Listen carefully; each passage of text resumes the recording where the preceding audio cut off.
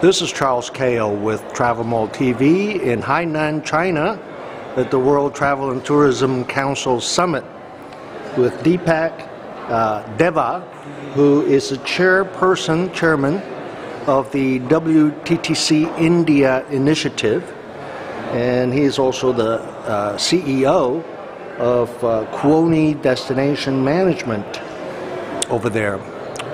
Thank you for joining me, and I'm very curious, having followed WTTC's early years with Jeffrey Lippman as president.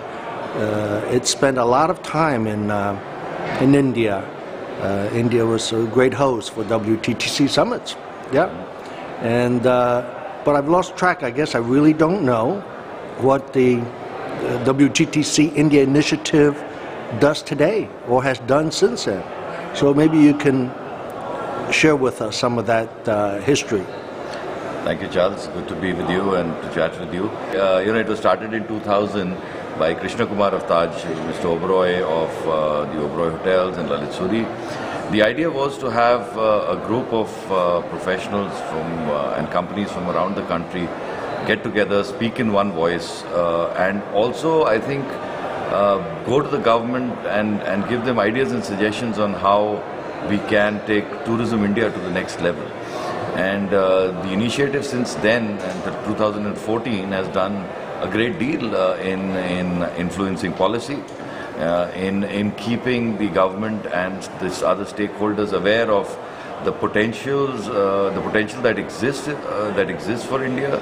It also has given the industry an awareness level about the opportunities that exist and which can be taken. So let me give you an example. We were able to a recent example.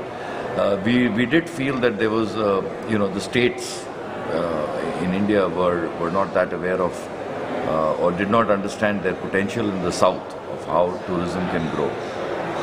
So WTTC II got the 5 states in the south of India together, put them in one room, explained to them where they need to go, and interestingly, now we have a Southern Zonal Council of all the states and of the state government. Now, what will this do? It would, in the next few years, increase tourism to South India, because they're going to be sitting together. They're going to form policy that is friendly to tourism, and also not miss the opportunity that exists for Southern India. So that's just to give you one example. We are also working. We also been working very hard with the government to have the visa regime changed, and I think this is our one-point agenda this year, is to work along with the government and see how we can get the electronic visa arrival in place and the visa on arrival brought into action, hopefully by the end of this year, which in my view would be a game changer for Indian tourism. I guess that kind of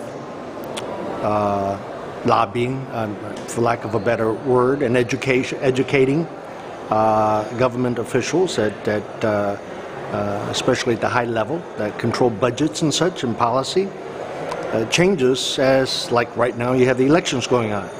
So I presume if it changes, which looks like the administration is going to change, the government will change, you'll start again with a new group of people at the very high level that you will need to educate and influence. Firstly, we don't lobby. So I won't use the word lobbying, because as WTTC II, we in India do exactly what WTTC does worldwide, and one of the things that WTTC doesn't do is lobbying. But I think from a change in government point of view, it's a very interesting situation in India today with regard to tourism. The current government is the one who really started this whole process about visa on arrival. The new government that may come into play, and we'll know only in May, But their party manifesto, for the first time, we saw a political party carry a point on tourism. So I'm not, I don't think change in government is going to be really a problem for us. I think that stage we crossed. Tourism is an important very important economic factor for India. I think politicians and bureaucrats alike both understand that. And one of the things about change in government is also that there is continuity of the government machinery, basically the bureaucrats, and I think people do understand that this is going to be a very important factor. So I'm not that concerned about change in government. I think it's more about not losing momentum. So people who are going to make the decision and people in the industry must not lose this momentum that we've gained over the last 6 months. Other than the visa work you're doing on that, any other thing worthy of mention, please? So we've, it's a big country, and we used to earlier speak about connectivity by air, which would be one of the only ways to travel. We also believe that connectivity by railways is a very important factor in changing the landscape of tourism in a country. And if you notice, if you look at Europe, there is, when we talk of domestic tourism or even international tourism, take the railways away and it would just collapse. In India, we have a fantastic railway network. We just need good stock of trains on that, which are, I would say, more tourism usable. So trains that you can go between cities within 6 to 8 hours, connecting major tourist points, which they are already. I must say there are trains that go connect some tourist points, but we need a solid, strong, easily accessible stock of seats that take people between the major tourist cities. If this is done, it will definitely make a huge difference. I think we have a great product. We have good hotels. I don't think we have shortage of hotel rooms. I don't think we have shortage of air liquidity is very high coming into India. You need to just get people within the country to move around easier, faster, safer, and cheaper. And there can't be a better option than a good railway network. In terms of food outlets, restaurants for international visitors for the moment, has there been much changes in that space for? It's a very interesting situation that has taken place in the last few years.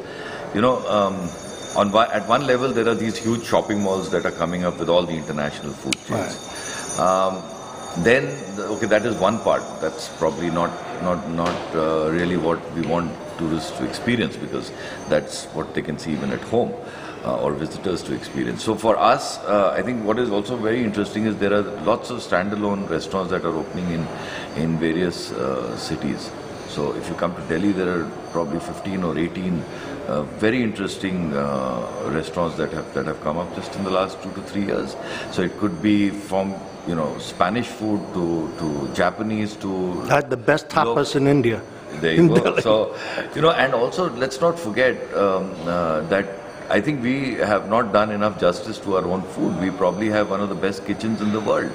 And we're very proud of it. And today there are some very good young chefs and creative chefs who've taken Indian food to a different level.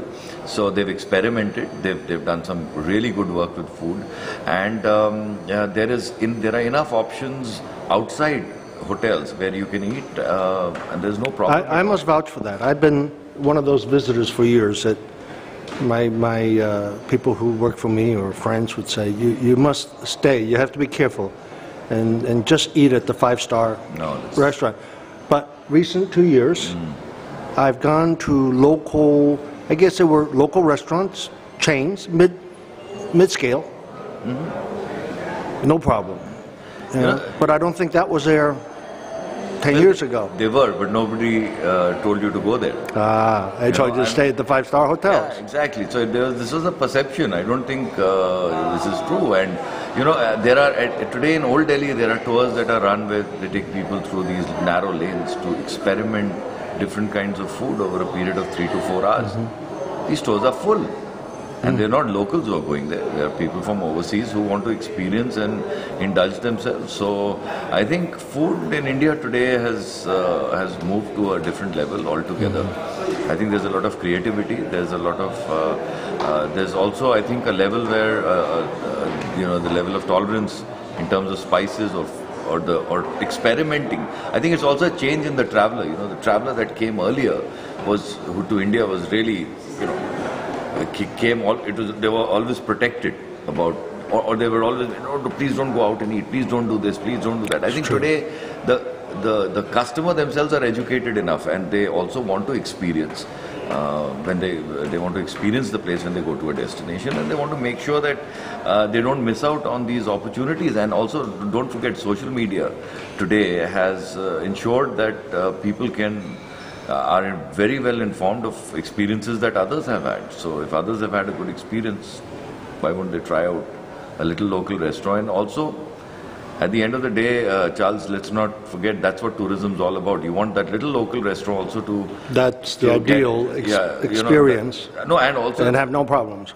And also inclusive. That's the way you get inclusive in tourism. I mean, if you give all the business to the fancy hotels, how would there be growth and inclusiveness to people who run these little shops around the place, who serve you the most exquisite food, and why shouldn't they grow and make profit out of this opportunity?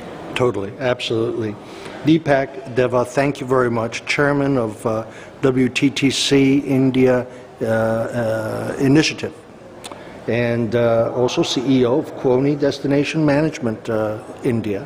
Thank you again. Thank you so much, Charles. Pleasure talking to you. Likewise.